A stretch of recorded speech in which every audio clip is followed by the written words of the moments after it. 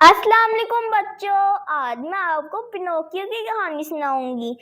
एक दफा का जिक्र है, एक बूढ़ा रहता था जिसका नाम अली था। वो अकेला था और चाहता था कि उसका कोई बेटा हो। एक दिन उसने लकड़ी का एक कठपुतला बनाया और उसका नाम रखा पिनोकियो। उसी रात एक नीली परी आई और उस कठपुतले में जान डाल दी। उसने कहा, पिनोकियो, अगर तुम बहादुर, सच्चे और नेक दिल हुए तो एक दिन तुम असली लड़का बन जाओगे। पिनोकियो बहुत खुश हुआ, मगर वो जल्दी दूसरों के बहकावे में आ जाता।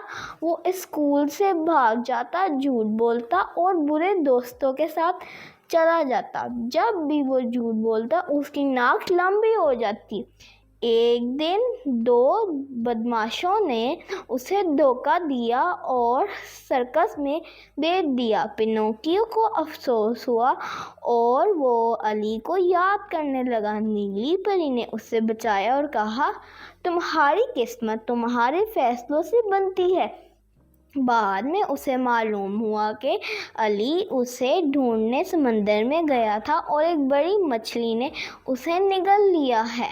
पिनोकियो ने हिम्मत की, समंदर में छलांग लगाई और अपने बाबा को बचा लिया। नीली परी ने उसकी बहादुरी देखी और कहा, तुमने साबित कर दिया कि तुम नेक दिल हो, अब तुम असली लड़का बन गए हो। पिनोकियो इंसान बन गया और अली के साथ खुशी खुशी रहने लगा। तो बच्चों, हमें इस कहानी से ये सबक मिलता है कि ईमानदारी, बहादुरी और नेकी से इंसान हकीकी मानों में इंसान बनता है। And don't forget to like, share and subscribe our channel.